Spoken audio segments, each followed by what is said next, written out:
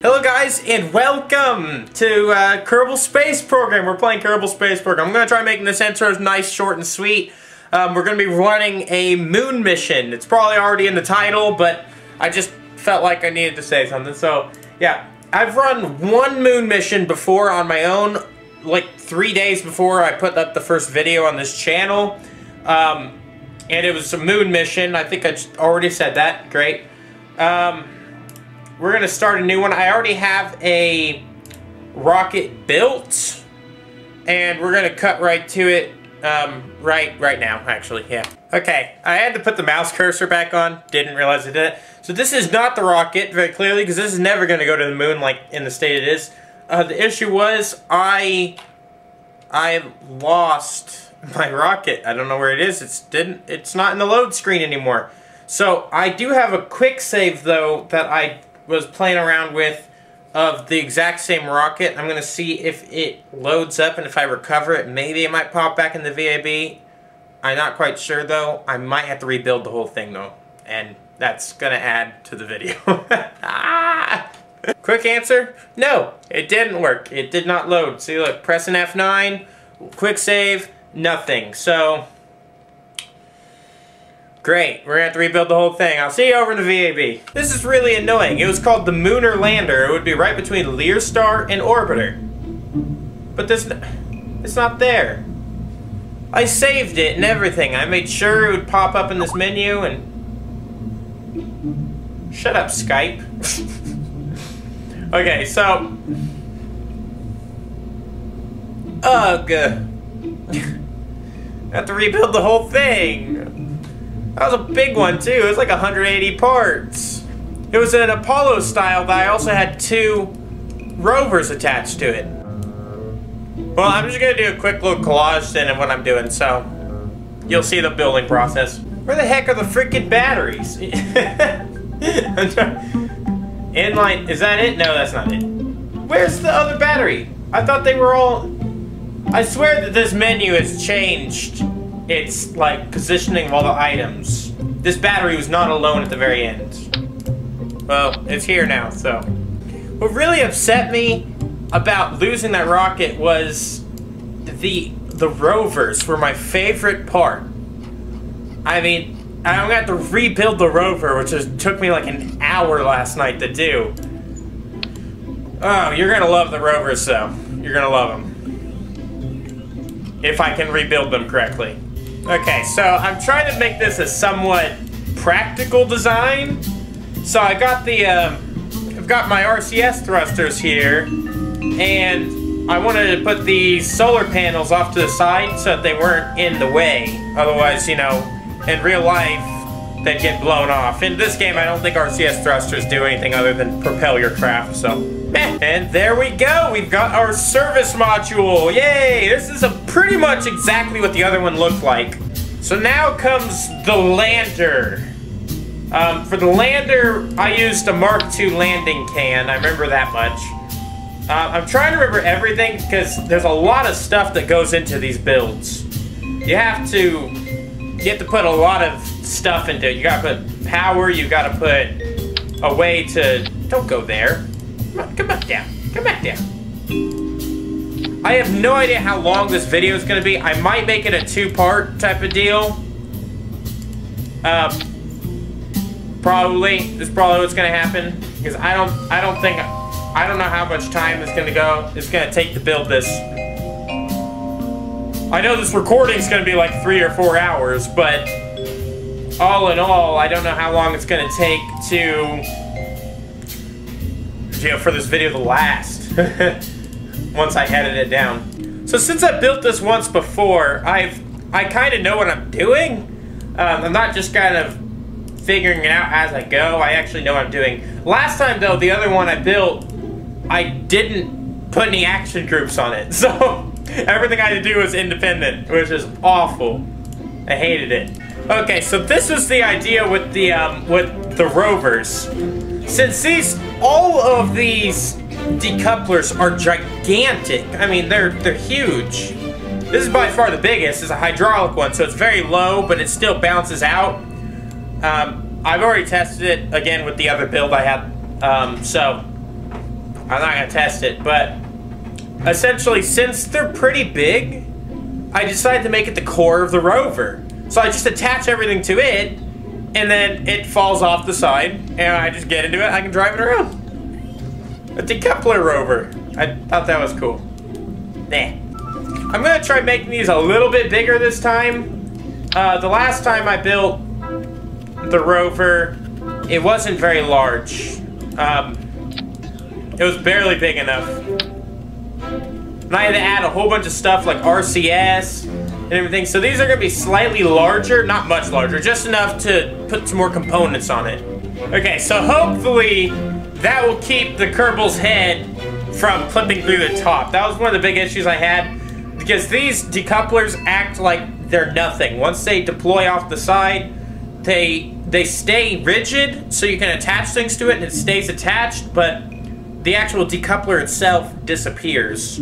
Or doesn't disappear, but it renders as if it's not real. So it clips through the ground and then it renders as being real again, so it clips back up and goes flying. It's crazy. So that's something to get around. Oh, these are a little large. Okay. This is gonna be pretty big. A lot larger than I initially intended. It might work though. Okay, I think the rovers are complete. As you can see, I've got 2 duplicate copies here. As you can see, it's a little bit of it's hard to explain without, you know, taking it out. I might take it out to a test real quick. You got your seat here hanging from the decoupler. You got your RCS unit, your 4 wheels. You got solar panels over everything to give it power, obviously. Which I need to add a battery. That's what I forgot to add. I knew I forgot something. Whoops, I'll be right back. Okay, so we've got the rovers here. I put the batteries on them and everything, so we're going to give it a quick test. I know I said I wasn't going to test them at the start of the video, but being that I had to rebuild them, I might as well test them. So I activated the brakes and wow. Oh man. Okay, well I put RCS units on them, so I should be able to recover them. So we're going to get, wow, these are weird named Kerbals. Let's get Rohat. Okay, so we've got Rohat here. He's going to get into this one and see if we can resurrect the beast. Okay, so we're going to activate some RCS. See, can we, maybe? Come on. Come on!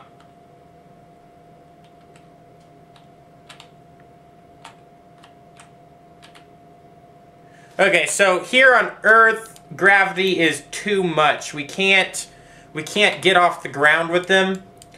But by the looks of things, it looks really good. Just imagine it flipped upside down, you know? Totally upside down. Yeah? Doesn't it look cool? Imagine if it was on the ground like that. Yeah. Okay. See, on the other rover, I was using these Rovmax Model S2. I'm using the M1 now, obviously. It's a lot more robust, and I may not flip over as much, hopefully. It's a nice wide base, so I'm hoping. I can't test it out because I can't land it on its wheels like normal, so we're just gonna have to see what happens. Well, this looks to me like a service module and lander. Holy cow! It's so much quicker. I think this, well, it looks like the camera's saying 30 minutes, so I mean, that's not bad at all. So we've got ourselves a frickin' rocket here. Look at that. Wow, this is quite the monster. I overbuild my rockets a little bit. I mean, it's only the second time I've been to the moon, so let's hope it works. That is quite the payload. The other rocket I built was pretty much identical to this, other than the rovers being slightly different. But other than that, it was built just about identical. So let's strut this monster. Dang, girl, you're looking awful strutty. I'm sorry, that was such a terrible joke. Well, we've got her all strutted up now, so I guess let's take her for a ride. Okay, I had to do a little bit of staging there. Almost completely forgot. And I also still have to do action groups, so I gotta remember that too. But I've got these 6 going first on the outer edge. They detach. The middle one lights up. It detaches. Then this mainsail lights up to get me in orbit and also to take me to the moon. It's gonna be the driving force behind that. Then this detaches, leaving this whole thing floating. I let them float away, so there's just this alone. Then I'll detach the lander, which then I'll flip around, dock to this, so it'll be dock to dock. Okay. Then that engine fires off, then my rovers detach, and then this, well, this can probably go down a little bit, can't it? Let's see, where does this, yeah, so I can detach and activate the engine at the same time, bring it all up, and of course, I don't have a, look at this, I'm glad I decided to cover this up. There we go, or cover this up, what am I saying? I'm glad I decided to put this in, to record this part. Otherwise, I would have forgotten the only way I'd survive. If I can find it. Structure. There we go. Okay. Decoupler. Had to put a decoupler in there. So that decoupler's there. Put it in with the parachutes. Why not? No. Let's give it. Come on. Give it. Go. Get it. Okay. There we go. Okay. Boom. We have a rocket. Yeah. 45 minutes later, we have a rocket. Oh my gosh. It's not bad though. It's 45 minutes since I started the recording, so technically it's been about 30 minutes to build it. Whatever, okay, I'm gonna action group it, and then I'll meet you guys on the launch pad. I call it Adrien's Dreamboat. The first attempt at a lunar rover landing, Dreamboat style. Wink, wink. If I can spell it, haha. Okay. Let's give it a flag. I don't have my own yet. I'm gonna make my own flag. Sean's Cannery, I like that. Okay, let's take this out on the launch pad and let's get it to the moon. So after what felt like an eternity for me, 50 minutes for me actually, probably about 2 to 3 minutes for you guys, we're finally at the launch. Look at this glorious thing. Oh my gosh. Well, I guess let's toggle up, throttle up, not toggle up, and I don't see what else we have to wait for. Oh yeah, turn on some SAS, keep it on stability control, and launch. She's going.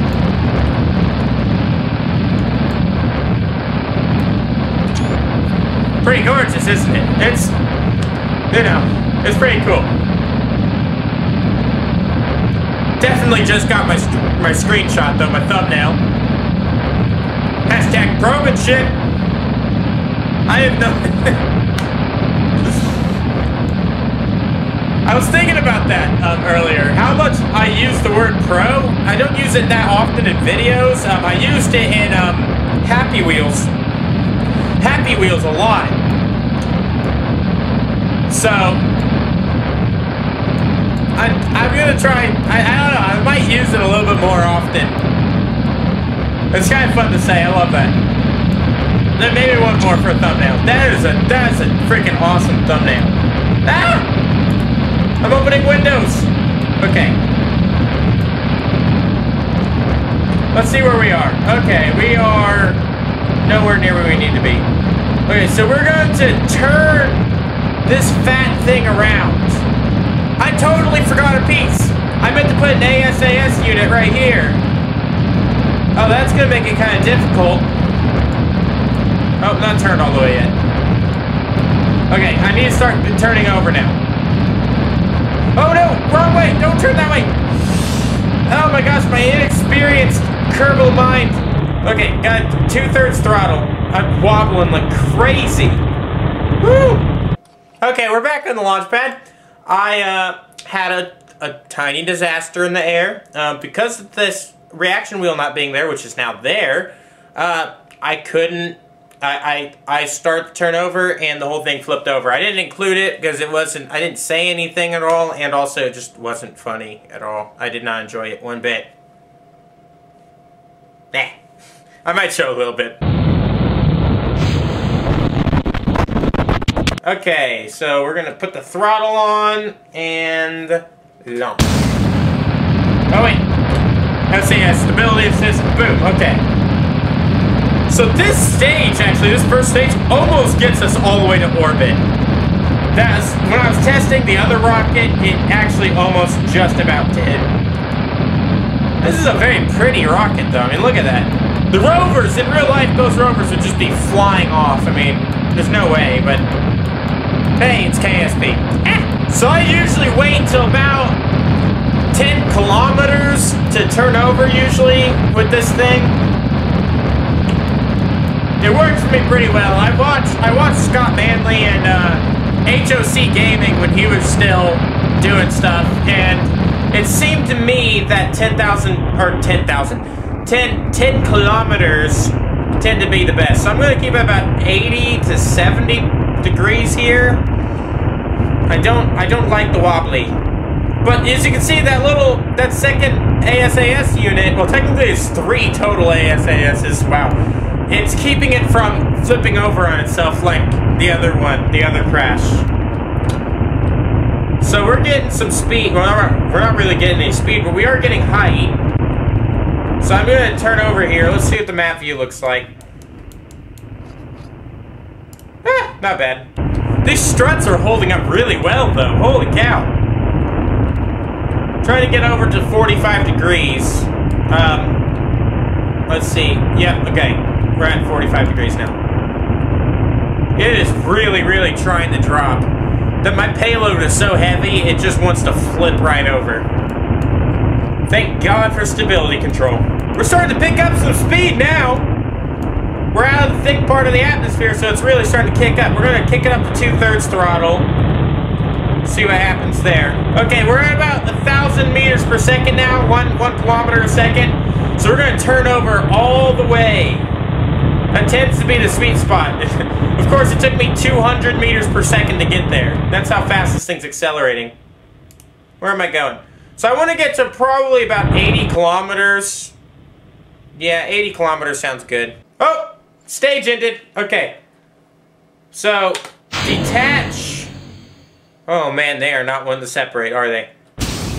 Power up, and we're going. Look at that cluster. That is gorgeous, right there. Yes. Screenshot. Okay, what's happening? Why are you bending? Why are you bending? Come on, get back. Get back over there. Okay. It may not seem like it. Well, there's music about ready to start here that might cut me off. It may not seem like it, but we are almost in orbit. Wow. Okay. Didn't know the periapsis popped up already. Whoops. Okay, so we're going to put the prograde here. Well, actually, I have a better idea. Okay, so this rocket here actually is so overpowered that I don't need it. And if I put myself into orbit with it, it's just going to make a whole bunch of space junk. I mean, it's massive, too. It's a booster section. So we are actually going to drop it right there. So there we go. This music is so pleasant. I had no idea that this music is actually by Kevin MacLeod or MacLeod. I don't really know how to say that. I'm assuming since it's Scottish, it's MacLeod. Just spelled MacLeod, I don't know. So to get into orbit from where I am, it's 67 meters per second. That's it. That's it. Crazy. That was a really good launch. Very, very efficient. Took great effect of the Oberth effect. Wait. Use the Oberth effect very great. I don't know what I'm saying. Don't listen to me. Don't do it. Okay, here we go. Burning in very, very short amount of time. Okay, so let's... Oh! I should probably enable the frickin' rocket, shouldn't I? There we go.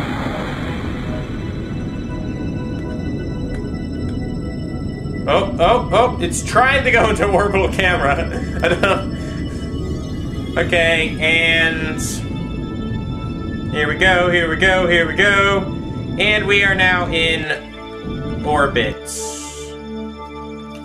And we're gonna shut off the ASAS, click the maneuver, and look at that. 2 kilometers difference, not bad. Not bad at all. Just about perfectly in line. Wow. That's gorgeous. We got, oh, there's Jewel over there. We've got, wow, these are almost all in line. Where's Moho? Oh, that's really cool. Look, they're all in line. Moho, Duna, and Eve are all in line right there. That's really cool. That'd be a really cool morning sky. We're just watching a little sunset here as the craft I just put into orbit falls into the shadow. It's pretty, isn't it, actually?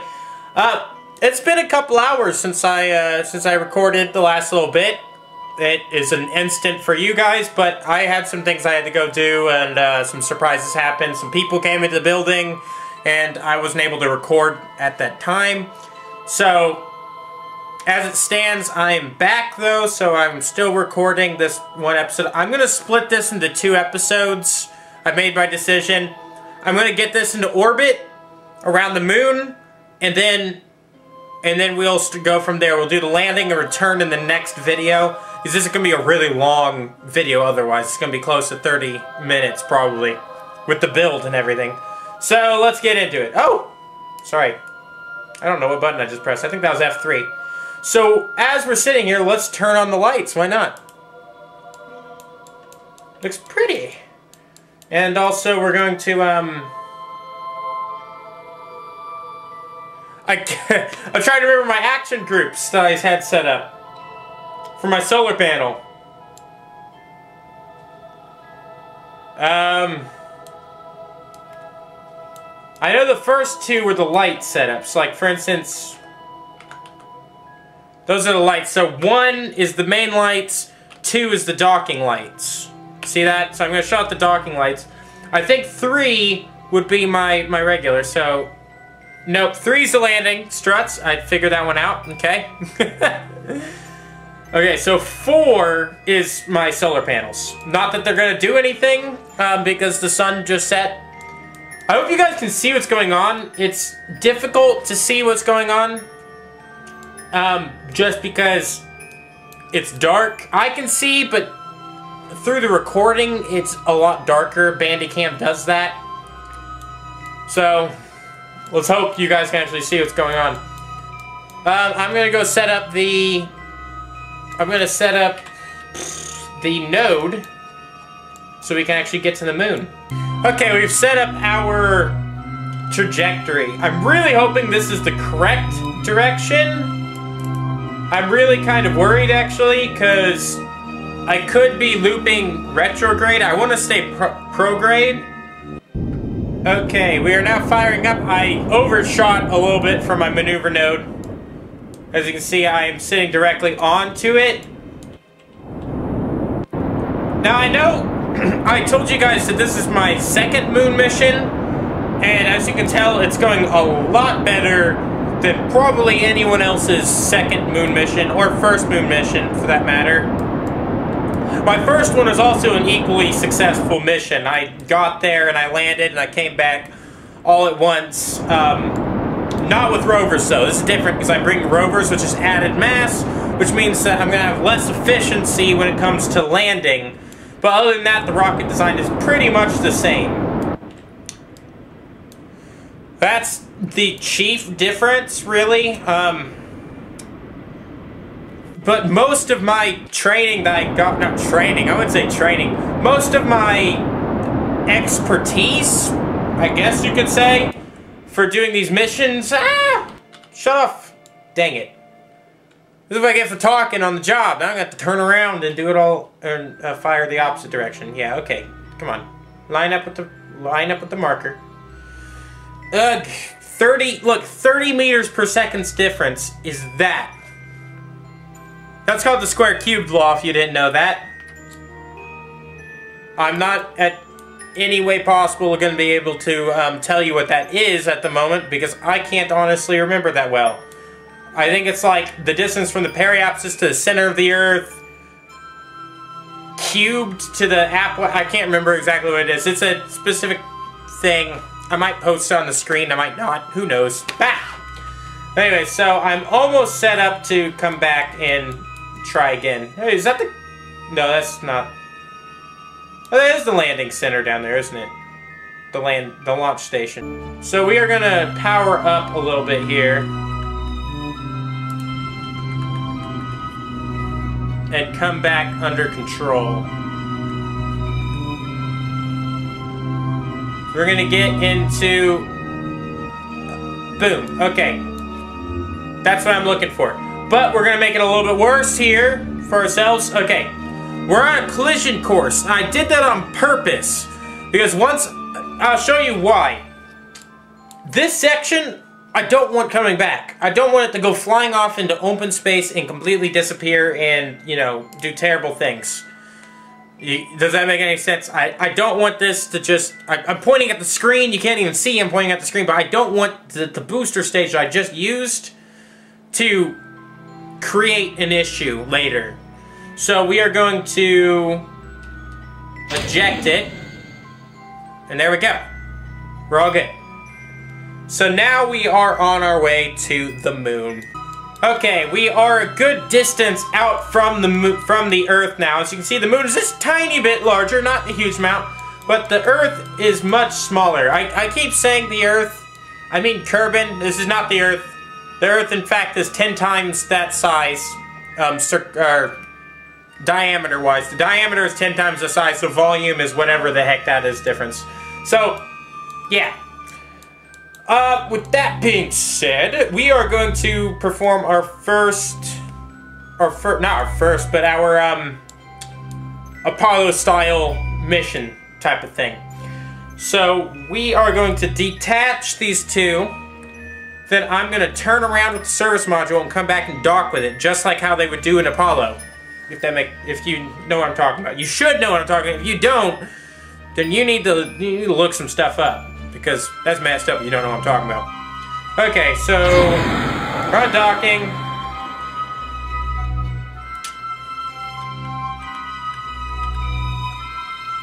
So I probably should turn my RCS on, now I think.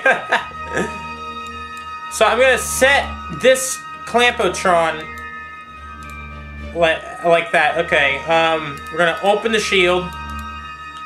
Okay, so it's my target.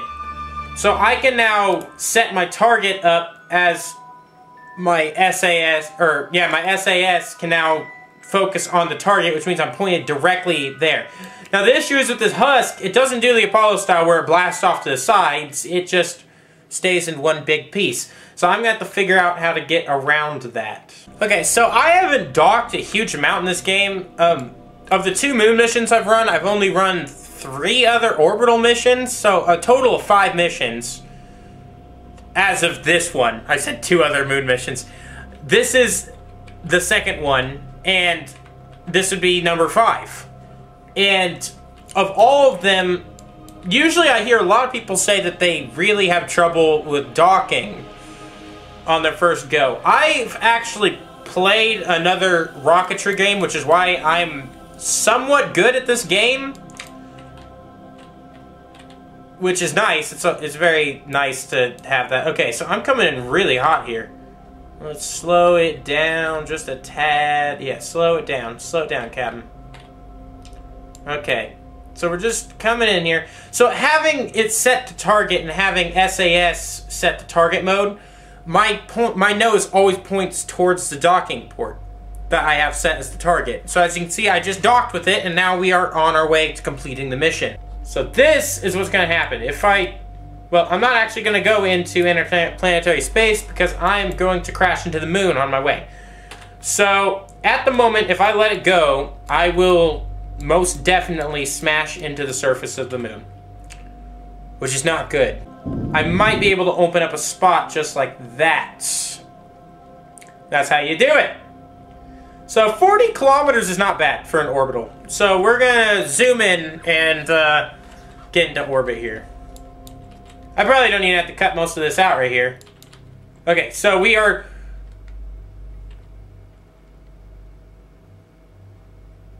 Wow, that happened really quickly.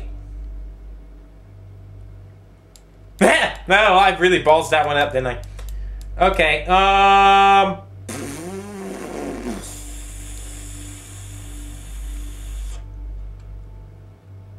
I'm trying to remember where my last quick save was.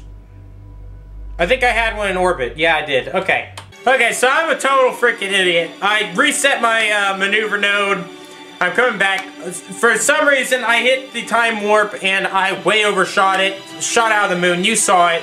So, I'll get back to the moon. Just wait a minute. So as you guys can see, this was the idea behind the docking lights. To light up my target, which looks really cool. I can actually see what I'm docking to now. I like it. Oh no! No, it's spinning away! Okay. Totally forgot to open the shield on my docking board. That was a gorgeous docking too. I did that in like maybe 2 minutes from time of disengaging. Pretty cool. And docked. Okay. So let's actually go get something done. So that docking light looks so cool on it. It's all glowy and red and the blue on this side. Oh man, I love this. This game is awesome. Okay, so we're gonna try this whole thing again. We're going to point towards the radial like we did last time. And hopefully get somewhere other than nowhere. Okay, so I've quick saved. And we're about ready to get into orbit around the moon here. This is going to take out right before we cross over planes. What is that, 22 minutes? Let's get in there a little bit closer. Okay, come on, come on, come on. Down to 50 seconds before crossing the plane. Oh. Let's put you on retrograde. And so right as we cross the plane, you'll see the nav ball and everything flip over. We're at 30 seconds. Here we go. Gorgeous music by Kevin MacLeod. Or MacLeod, whatever it is. That's the Earth, that's not the moon. Look, they're about the same size in this. That's cool. I'm gonna take a screenshot of that. Or...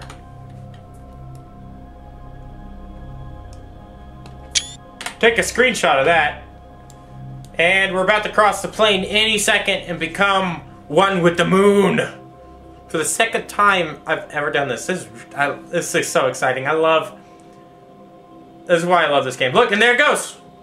Flip over. We are now in orbit. Well, we're not in orbit. We are now in the orbital sphere of the moon. The gravitational suckage has pulled us in, and we are now falling towards the moon rather than towards the Earth.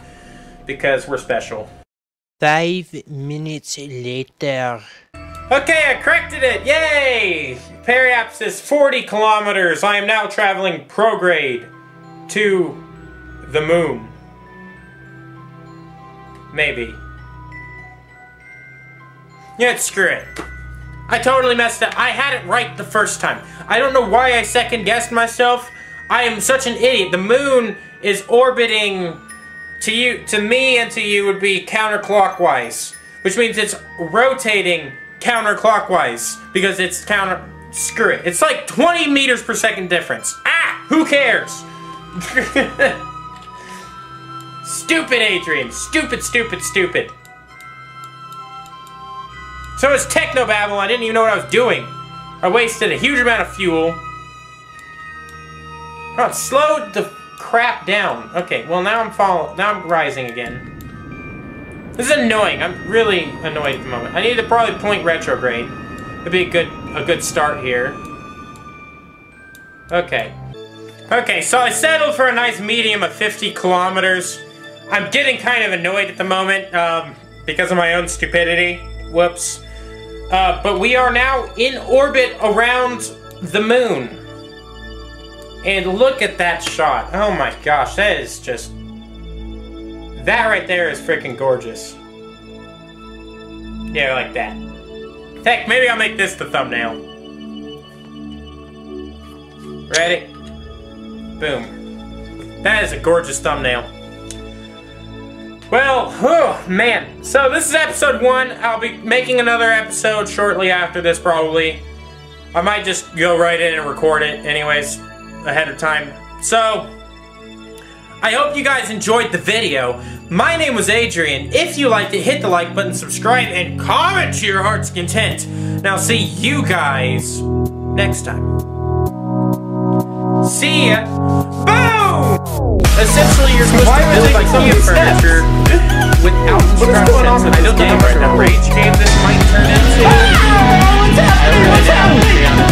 Also, I'm using the microphone today. You can kind of see it.